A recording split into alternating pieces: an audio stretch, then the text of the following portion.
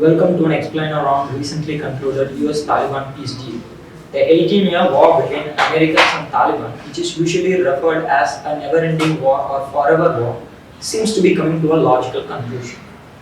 The US officials have signed a peace deal with the representatives of Taliban in Qatar's capital, Doha. One may wonder why this deal was signed in Doha. Doha is the place where Taliban are allowed to have their representative office, and Doha is a place where the negotiations between Americans and Taliban has been going on for a long time. So hence this deal was also signed in Qatar's capital, Doha. As per the deal, two sides have agreed to a phased, condition-based withdrawal of US troops and its allied troops from Afghanistan over a period of next 14 months. In the first phase, the US will reduce its troops in Afghanistan by about 5,000 to 8,600 within 135 days of signing the deal. Simultaneously, the NATO or allied troops numbers will also be brought down proportionately. The UN sanctions on Taliban leaders to be removed by 3 months and US sanctions by August 2020. In return, Taliban will not allow any of its members, other individuals or groups, including Al-Qaeda and IS, to use the soil of Afghanistan to threaten the security of United States and its allies. The prisoners exchange clause of the deal says that up to 5,000 imprisoned Taliban and up to 1,000 prisoners from other side held by Taliban will be released by March 10, 2020.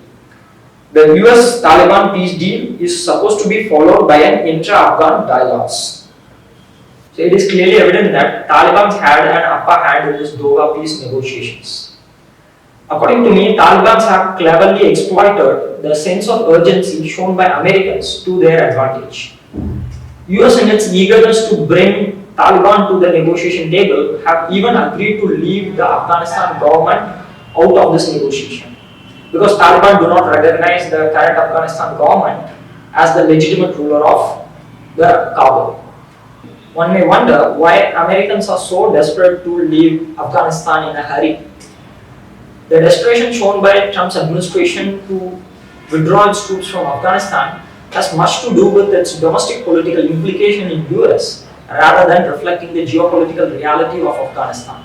For Trump, it is a political pledge that he is fulfilling, particularly in the election years. The plan is to get out of endless wars, to bring our soldiers back home, to not be policing agents all over the world. If Doha peace deal is anything to go by, then Americans are the latest after Britishers and Soviets to have the first-hand experience of the unsavory nature of history repeating itself in what is called as the graveyard of empires.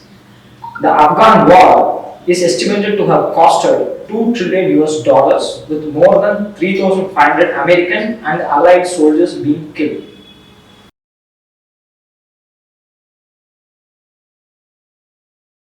Well, there are many reasons for America's failures in Afghanistan, but the chief among them is America fought too many wars at the same time. After launching war in Afghanistan in 2001, they lost a little bit of dynamism in Afghanistan. After launching Operation Enduring Freedom to overthrow Taliban regime, which was hoisting Osama bin Laden in the post-9/11 scenario, US shifted its focus and resource towards Iraq from 2003 onwards. US did not have an easy time in Iraq. Just look at the graph. The graph clearly highlights that there were more troops in Iraq than on Afghanistan. Then during Arab Spring and post-Arab Spring period, US started burning their fingers in the civil wars of Libya, Egypt, Yemen, Syria, and so on and so. And because US had its own foreign policy calculation in these civil wars, which did not go as per the US plans. Another reason for US failure in Afghanistan is having Pakistan as their ally. Pakistan has always remained as a reluctant ally in US war on terror effort. Except for a brief period of tactical rearrangement in the post-9/11 scenario, Pakistan have not completely abandoned the Talibans. Who are the Talibans? Talibans are a product of American money and Pakistani training. In 1980s, Afghans were bankrolled by Americans and trained by Pakistan security establishment in order to fight against Soviets. After that, there was a fallout of relationship between US and the Taliban. But Taliban continue to enjoy support among Pakistanis. For Pakistan security establishment, Taliban are a strategic asset. So what would Pakistan do? Pakistan started double deal. On the one hand, it was part of US war on terror operation. On the other hand, it was clandestinely assisting and enhancing the Taliban's capability. The US focused more on Middle East, could not scrutinize the Pakistan's behavior. Hence, it became easy for Pakistan to continue its double game and enhance the Taliban's position. Haqqani network, a faction of Taliban and a declared terrorist outfit, is widely viewed as a proxy of Pakistan's ISI. Haqqani leader is now the deputy leader of Taliban, with whom America has made a peace deal. So many foreign policy analysts believe that it is Pakistan which defeated America in Afghanistan. The resilient nature of Taliban is also a reason for America's failure in Afghanistan. After their initial setback, the Taliban have recovered, regrouped themselves from their sanctuaries in Pakistan. Since 2005, they started launching their insurgency from their hideouts in Pakistan. This insurgency has gained momentum over the years. Look at the map. Just look at the progress made by Taliban since 2005. Taliban are on the resurgence because of the dysfunctional nature of this Afghan government. The West installed post-Taliban Afghan governments, right from Hamid Karzai to Ashraf Ghani, was characterized by internal political crisis, chronic corruption, and economic meltdown. The National Unity Government experiment of the West to find a political compromise between Mr. Ashraf Ghani and Mr. Abdullah also have failed. Taliban are on the resurgence not just because of strategic weakness of US and its allied force, but also because of the dysfunctional nature of Afghan government. Ashraf Ghani himself have told the parliament that we can secure victory over our enemies on the battlefield only by introducing political reforms and creating cleaner institutions. The ineffectiveness of American soft power is also one of the reasons. American soft power could not penetrate deep into Afghan culture. The Western style democratic practice are not part of Afghan culture or mindset. The West have mistakenly imposed it on people who are not ready for that, who are not prepared for that. As a result of that, Americans could not win the battles of hearts and minds of Afghan people.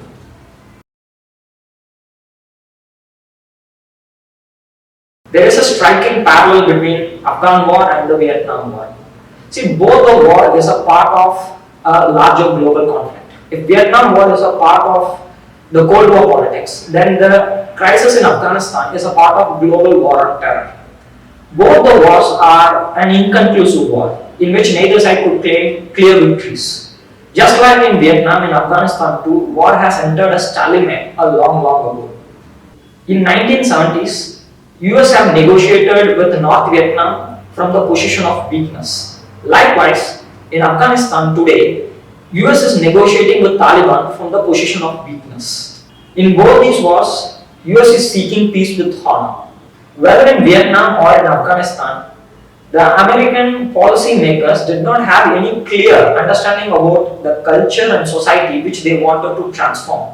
That is one of the main reasons why American soft power is ineffective in both Afghan as well as in Vietnam. In Afghanistan, as in South Vietnam, the national government is hopelessly corrupt and incompetent and is completely dependent on America for their support. The then US President Richard Nixon first started Vietnamizing the war by announcing pullout of the American troops and limiting their role only to assisting and training the South Vietnamese forces. Likewise, in Afghanistan, the former President Obama started Afghanizing the war, which was carried forward by the Trump administration. In 2014, US announced the withdrawal of the bulk of soldiers, but a few thousand US soldiers were to stay behind to advise, train and assist the Afghan security force under the Operation Resolute Support.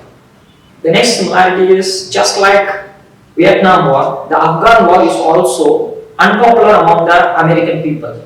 That is why as early in 2017, the US President Donald Trump stated that America's involvement in Afghanistan was not for nation building but was limited to killing terrorists. The Trump's policy of principled realism was based on two pillars. The first pillar is the military involvement, that is, sending more troops into Afghanistan for combat operation and also to train and assist the Afghan security forces. Second thing is the political involvement, that is, looking for a negotiated political settlement with Taliban if situation moves in that direction. It seems like the situation have moved in the direction of the second pillar, particularly during the American presidential years. Another similarity between both the wars, whether in Vietnam or in Afghanistan, is that the US surrender have put all those people who have allied with them at risk. For an example, in North Vietnam, when USA withdrew its troops, there was no settlement between North Vietnamese and the South Vietnamese. US have withdrew its troops and led the North Vietnam and South Vietnam to have a negotiation among themselves. As a result, we know what happened. The North Vietnam have completely ran over the South Vietnam and annexed it. Saigon was annexed. So similarly, in Afghanistan, when US have accepted to withdraw their troops, there was no agreement between Afghan Taliban and the Afghan government. In fact, the intra-Afghan dialogue are supposed to follow rather than have preceded the so-called US-Taliban peace deal. So there is a perception that once America withdraw their troops, the Taliban would completely run over the Kabul just like North Vietnam ran over the Saigon and would completely decimate all those people who have allied with the US.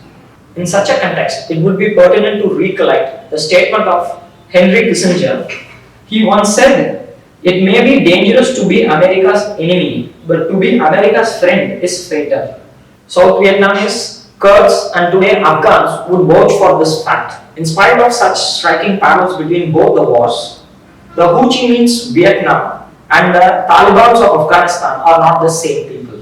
The Ho Chi Minh's Vietnamese accepted modernity and respected gender equality, whereas Taliban in its core is an anti-modern, anti-woman, anti-minority, Pashto Islamic radical organization. Taliban's earliest regimes were known for excessive sectarian violences. So without a doubt, Taliban is the biggest beneficiary because this deal is not going to affect Taliban's position in any way. See, what has Taliban agreed to? Taliban have agreed that they won't support Al-Qaeda or the IS, Islamic State, but actually there is no Al-Qaeda in Afghanistan today, and Taliban are already fighting this IS in Afghanistan internally. So it's not going to alter the fundamental position of Taliban in any way.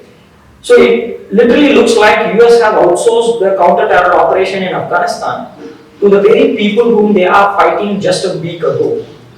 Taliban have agreed only that they won't attack US and its allied troops. They have never given any guarantee that they won't attack the security forces of Afghanistan.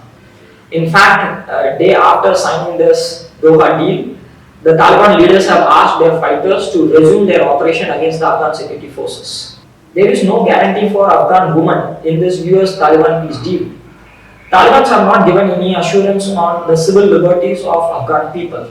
The Taliban is known for strict religious laws, banishing women from public life, shutting down schools and unleashing systematic discrimination on religious and ethnic minorities. The US have said that safeguarding Afghan women and their rights was part of the reason to fight Taliban. Now, rights advocates fear that the women's hard-won gain are at risk. I think this may be attributed to a lack of feminist perspective in the international relation theories. Except for these few countries in Scandinavia, most of the countries do not have or do not give emphasis on the feminist perspective of international relation or any agreement signed on the international level. Because I personally believe that women should be at the center of any kind of conflict resolution, because women are the ones who know the real cost of war. One of the biggest concessions made by US in its eagerness to bring Taliban to negotiation table is to leave out Afghan government. Today, as neither US nor Taliban represent the Afghan people, the Doha peace deal seems like it's just the end of Americans' presence in Afghanistan and not the end of conflict in Afghanistan. The peace in Afghanistan has to be achieved in two dimensions. The first dimension is the settlement between US and Taliban. The second dimension is the settlement among Afghans, including Afghanistan government, Taliban, and other stakeholders. With the first dimension getting materialized in Doha, the second dimension seems too elusive. There are many reasons for that, and most important among them is the complex ethno-linguistic profile of Afghanistan. The Pashto tribes to which Taliban predominantly belong are not the only ethnic community that is there in Afghanistan.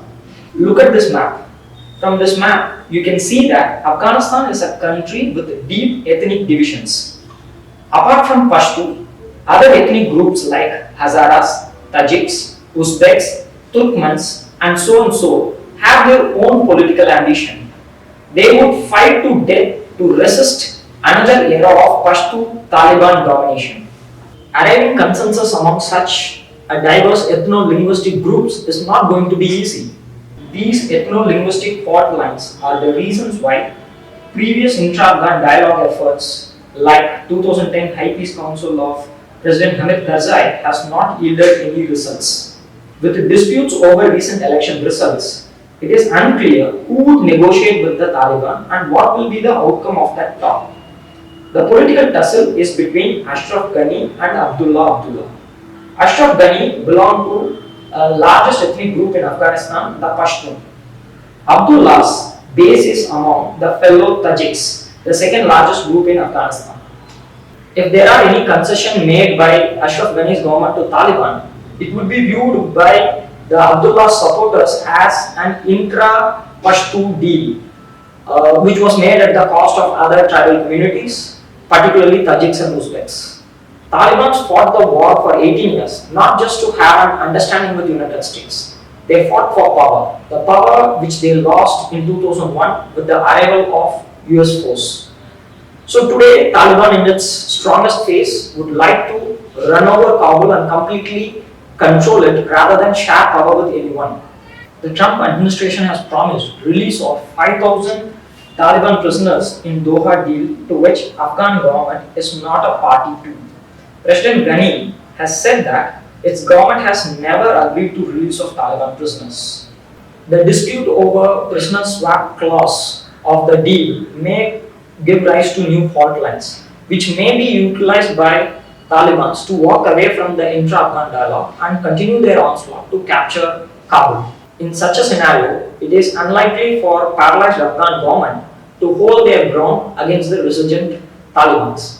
Even if intra-Afghan dialogue happens, the balance of power will completely be in favor of Taliban. Rather than seeing the implication of deal on USA, I would like to see the deal itself as an implication of US domestic politics. The US administration may call Afghanistan a victory. They may rhetorically claim that, after all, we went into Afghanistan to eliminate Osama bin Laden and to neutralize Al-Qaeda.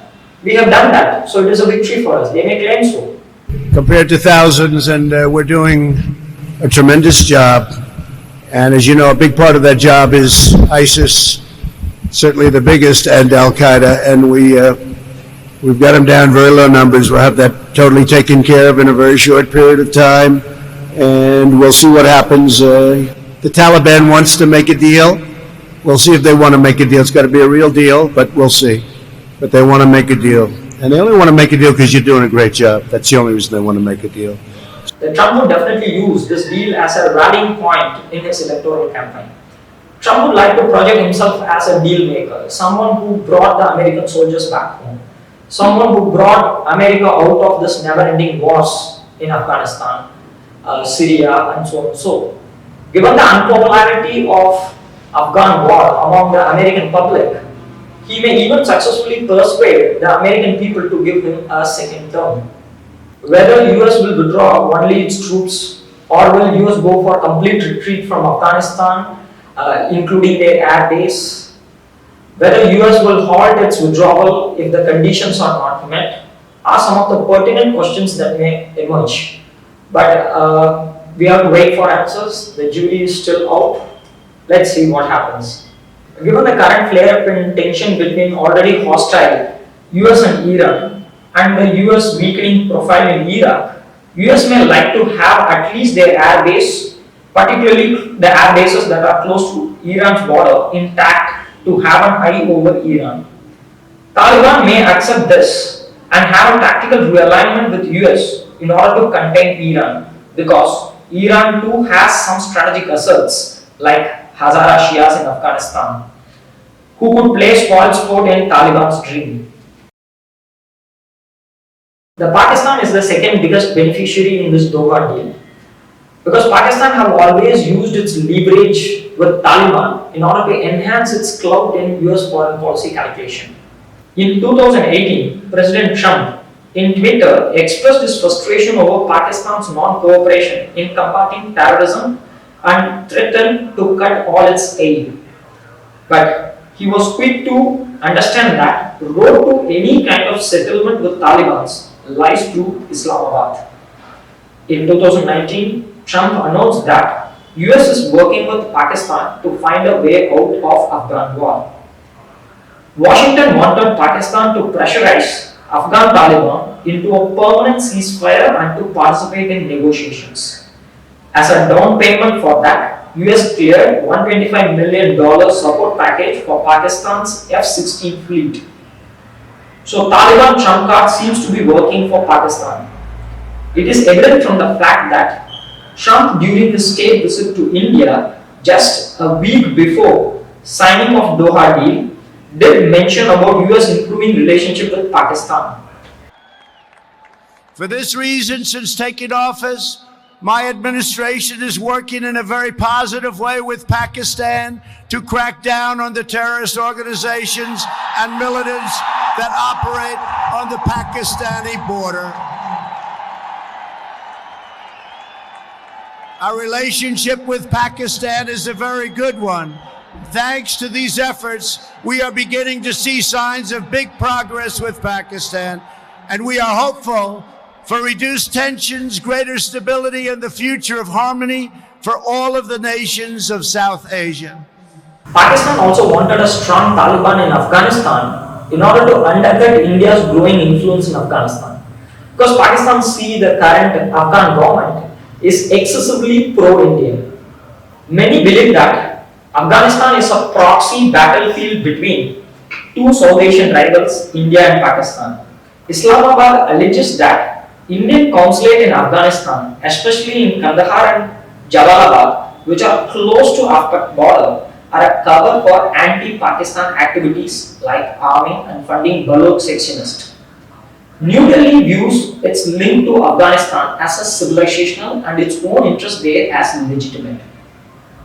Afghanistan is India's economic gateway to Central Asia. The deal also promises to take Taliban leaders off the UN Security Council sanction list. This will definitely bring down the number of terrorists which are harbored by Pakistan. This may help Pakistan in FATF, that is Financial Action Task Force review meetings.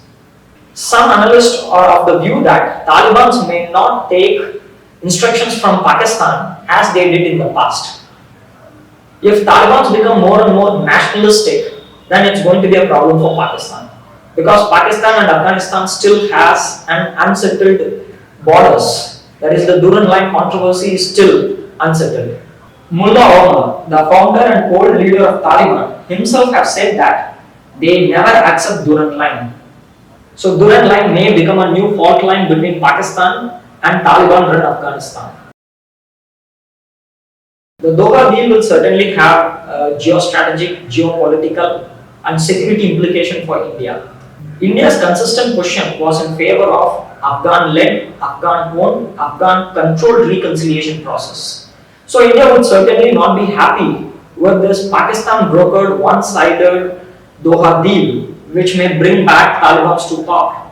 Taliban perceive India as a hostile country because India have supported anti-Taliban forces in the past like Northern Alliance and so and so. The Taliban did not mention or thanked India for this Doha settlement, whereas they have thanked Pakistan, Russia and China and so and so. So it is certain that India and Taliban have a bitter history. India have never given diplomatic and official recognition to Taliban when they were in power from 1996 to 2001. India also did not get any support from Taliban government during Kandahar flight hijack. In fact, India has to release terrorists including Maulana Masood Azhar, who then founded Jaish-e-Mohammed and went on to carry terror attack on India like 2001 Parliament attack, 2016 Pathankot attack, 2019 Pulwama attack. India has a major stake in the stability of Afghanistan because approximately 2,500 Indians are there in Afghanistan, and India have also invested 10.8 billion US dollar in Afghanistan in various projects. Some of the projects India has in Afghanistan are Zaranj-Dilaram Road, which connects Zaranj on the Iranian border to Chabahar port via Afghanistan. The reconstruction of Salma Dam, which is also referred as India-Afghanistan Friendship Dam. India is also building the Afghanistan Parliament. India is involved in construction of Indira Gandhi Institute for Child Care. India is also involved in construction of Chitmal Power Station in Kabul. India is involved in restoration of the Store Palace in Kabul. Likewise, there are many other projects in which India has invested in Afghanistan. Since our stakes are very high, we have to follow a realistic foreign policy and engage with whatever government that comes to power in Kabul. As Taliban's role in Afghan peace process is inevitable, India is now closely moving to engage with Taliban diplomatically. India's presence in agreement signing ceremony in Doha may be considered as first step in opening up diplomatic channels. At the end of the day, world at large and Pakistan in particular has to recognize that Afghanistan is not just a piece of strategic real estate, but a sovereign nation with a real people. Afghanistan people has to remain patient because historically democratic transition are bloody, messy and takes time.